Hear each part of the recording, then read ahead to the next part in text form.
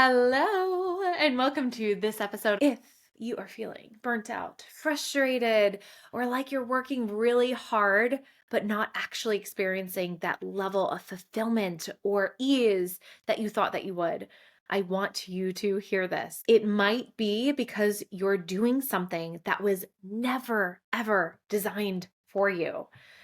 One of the biggest shifts my life and business came when I stopped trying to force myself into strategies that worked for other people, and I started working in alignment with how I am naturally wired. I am a big believer that every single person has their own unique blueprint, an iconic woman blueprint. And when you don't know yours, you end up pushing, proving, overextending in ways that slowly drain your energy, even when it looks successful on the outside. In this episode, I am going to walk you through how I personally use human design to run my business, lead my life, and mother my children. I'm a mama of three, baby. Yes, I am. In a way that feels sustainable, regulated, and deeply aligned. If you are new to human design, here's the simplest way that I can explain it. Human design is a system that shows you how your energy is designed to work, how you make decisions, how you process the world, how you're meant to interact with work, leadership, and even relationships. It is a blend of ancient wisdom and modern systems, but the way I use it isn't theoretical. I use it as a practical tool for self-trust and embodiment. It doesn't tell you who you become. It helps you to stop forcing to be who you're not. It is literally your unique blueprint for yourself. And whether you're brand new to human design or if you've known your chart for years, this episode isn't about information. It's about application, because knowing your design and living your design are two very different things. Today, I am not teaching human design. I am showing you how I actually use it to have a thriving, fulfilled life and business and be the best mama and wife that I could be. Most burnout doesn't come from doing too much. It comes from doing what isn't aligned with how you're actually built. For years, I was running my business, my life, and even my motherhood through conditioning, not by my design. Human design helped me understand why forcing never worked and why self-trust changed everything for me. Human design, it didn't make me someone new. It brought me back to myself and it gave me permission to who I already was. It is not a rule book that you have to live by. It is a mirror. It is something that you collect the information and you're like, okay, yes. This is why. It's like a confirmation of the things that you have felt all along. It's not telling you who to be. It's explaining why you forcing or doing other things, why they're not working. Before I knew my unique human design, I was overworking from conditioning. I was pushing like a generator. I am a projector 1-3, by the way, splenic authority. And I was feeling like I was behind if I wasn't constantly doing something productive. And my thought of doing something productive was like literally like doing something, checking the check boxes off. After I learned my human design, I stopped gaslighting my energy. I stopped forcing consistency that didn't feel natural, and I started trusting my internal timing. This softened my relationship with myself. I was less judgmental, and I had more self-respect and power within. And it taught me how to make me more sustainable, and truly just live a life of like, oh my God, yes, this is the way it's always meant to be. So like I said, I am a projector 1-3. We are 20% of the population. And it's kind of wild because my daughter is a projector, my mom is a projector, and my two sisters are projectors. And I just learned last week that one of my dear close friends is a projector. I'm like, what is happening here? We are like one of the few. And we are not here for constant output. We are the guides. We are the ones that channel the energy. We see the patterns and we know how to direct energy. We are not energy makers. We direct the energy. And our strategy is to wait for the invitation. So we show up as an embodied leader, and we are just showing our expertise, and then people need to come to us and invite us, and those are the aligned invitations versus us trying to like literally project ourselves into like conversations and wanting to be seen and wanting to help. And like that is like the natural conditioning that we fall into the trap of. And waiting doesn't mean like being like passive. It means moving when there is that recognition, speaking when your voice is received. So if you're listening to this right now and you're a projector and you're like, oh my God, wow, this makes so much sense now. Like, listen, speaking when your voice is received. Okay. And we feel other people's energy when you're like, oh, yes, okay, they're receiving this, they're taking this, and okay, I'm going to continue to speak into this thing.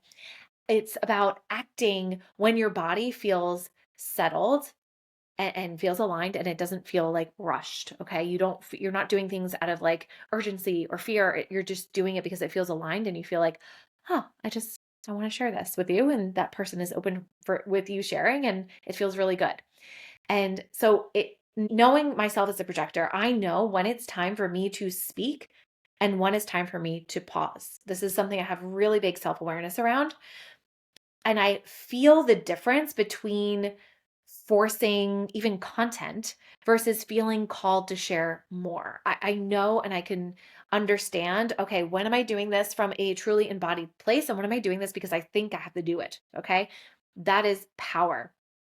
And I no longer chase that like momentum. I respond to things that just have more resonance for me, because when they have more resonance for me and I'm not like thinking, oh, I have to do the next thing. And it's like, no, I'm doing the right aligned things. It feels really good for me in my body. And it shows up in like the conversations that I have, the collaborations that I make with others, that internal yes, like I'm a splenic authority. So I have that like deep intuition and that like internal like yes. And it feels so calm and so steady when I am so in tune with it. And when I used to bypass it before, it used to come back to bite me in the ass and be like, you should have listened, because it comes in whispers. So if you are also a splenic authority, if you have to be so in tune with yourself to really like hear that within and feel it within. And this is why I just love somatic work, because it put me really in tune with my body so I could like feel it with my intuition. And like for an example, I now batch content when my energy is available. So I am filming this right now as I am in my ovulation phase because I track my cycle and I know, okay, at this part of the month, I'm going to be in my highest peak energy. So I'm going to make sure that I have all of my podcast ideas like outlined so like I'm ready to go and I'm on to record when I'm in this energy. And then I just batch record a couple when I am in this energy, and that feels so good to me. And like having that spaciousness afterwards, that is a non-negotiable. Us as projectors, we need lots of rest and recalibration more than any other sign, because we don't generate our energy, we siphon energy from others. And so spaciousness is like, yep, I need my time, I need my space as a mama, as a wife, as an entrepreneur. And rest isn't recovery, it is actually strategy. So I am actually, by me resting, it is allowing me to integrate all of the things that I've been doing, and it is supplying me for the next time around when I am having to do something that requires my output.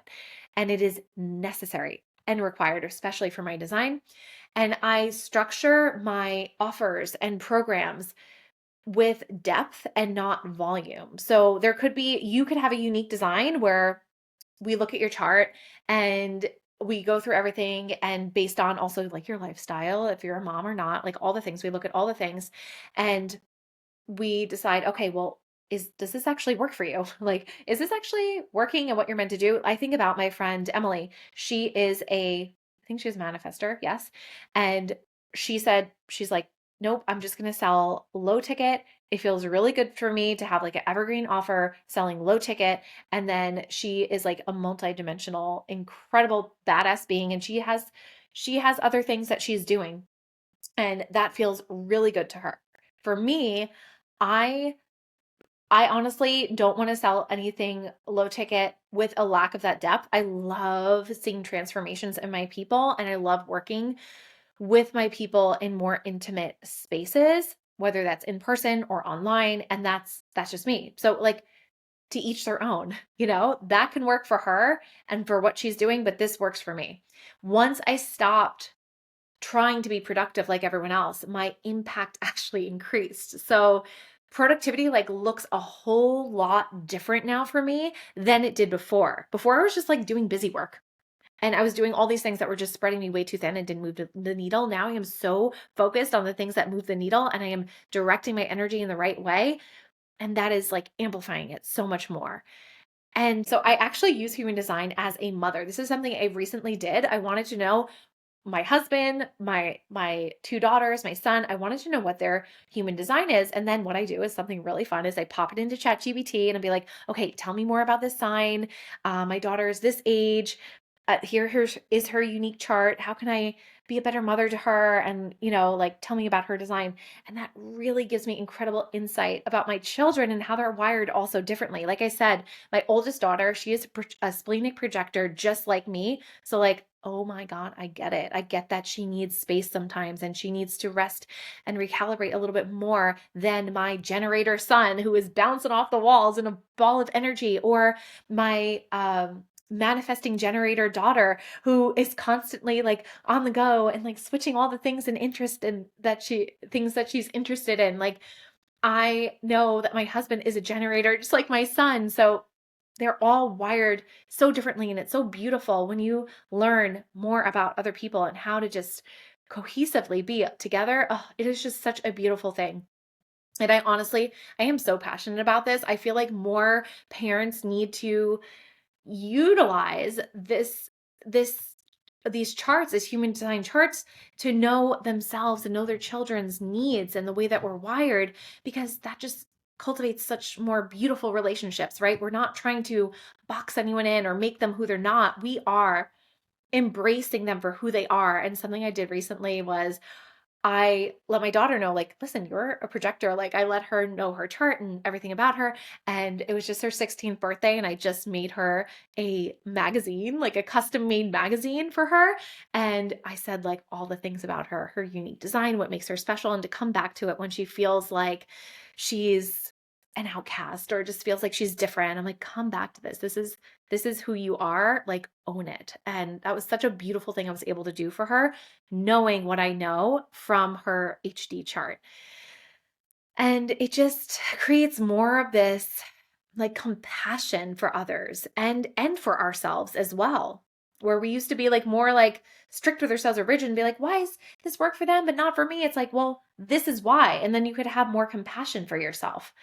And I was never raising my children wrong before. I just wasn't seeing them all clearly, or myself, right? So, like, if our nervous system needs are not met as mothers, if our needs aren't met with our unique design or whatever it may be, it's like, then that's gonna flow into how we parent our children's, and we're gonna have less capacity, and we're gonna be snapping at them. And like, when I learned this about myself and my children, it just created such a more relaxed, beautiful environment for us. It makes me be able to be a more conscious mother, a more regulated leader, and someone who lives this work beyond business, because your life and your business, everything is all intertwined, okay?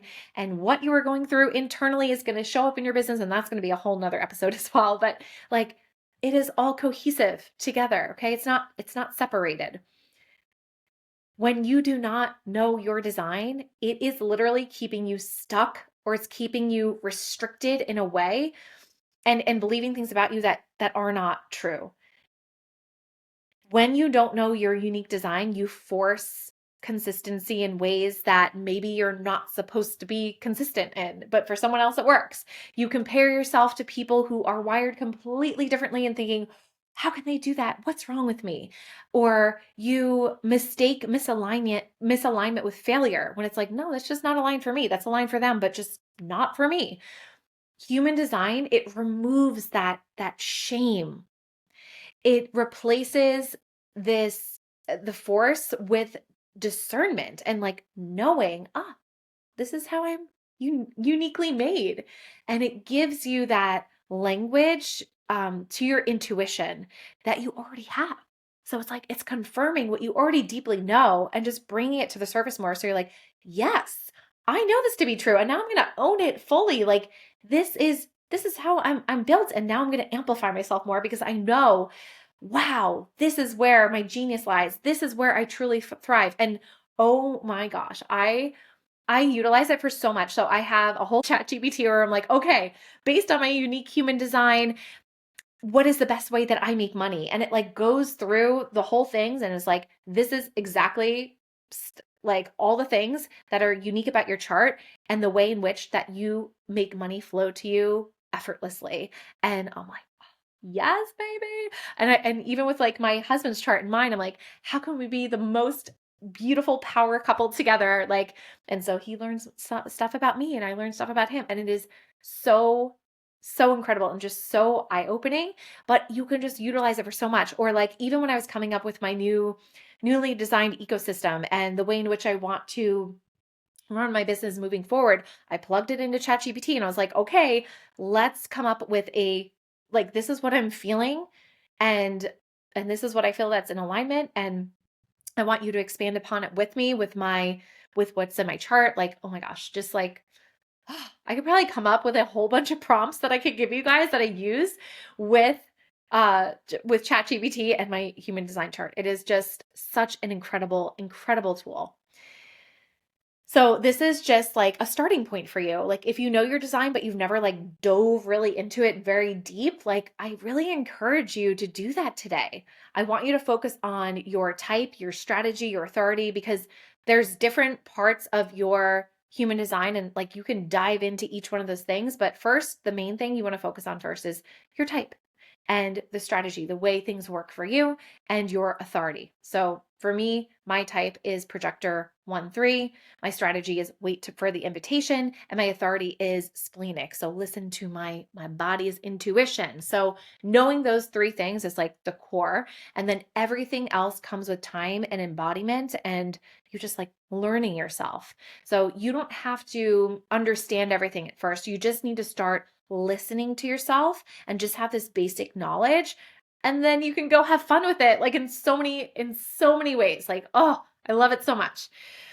Oh my God, I feel like I need to do another episode on this because there's like so many ways that I utilize it, and it's really fun and it's really cool. So, okay. All right. So human design, it's a tool that I use with my clients. And the deeper work is embodiment, having this knowledge, the nervous system safety that is required for you to be like, okay, yeah, this is me. This is who we are really, really amplifying to be, right? And like deconditioning yourself from all the ways that you thought you had to be. Like that takes nervous system rewiring and repatterning in your body. It's not just something that flips the switch overnight and you're like, oh, this is how I'm supposed to be. Let me be it. Like, no, you've been living away for years and years and years through conditioning, through traumas, through lived experience. It's not just something you change overnight. Nervous system work and rewiring, it requires you to look at yourself from the outside in and then rewire within what you need to rewire in order to become the fully expressed, fullest version of you. And then it takes that identity integration when you learn this work. And this is exactly what I guide my women through. And it's not about becoming someone new, it's about leading you back to your truest self and amplifying that. So, if you want to learn more about this, go ahead and subscribe or just share with me on XO Renee Marie in my DMs. Slide in and be like, oh my God, this resonated so much. Or oh, I would love for you to dive in about this more. I'm so happy to have a conversation with you about that. And I'm here to work with you when you are ready. Just send me a message. I'd love to know who is listening on the other end, because you were never meant to work or lead or mother like anyone else. And your design is here to prove it. So, okay, I love you so much. It's time to remember who the fuck you are, icon. Mwah. See you in the next episode.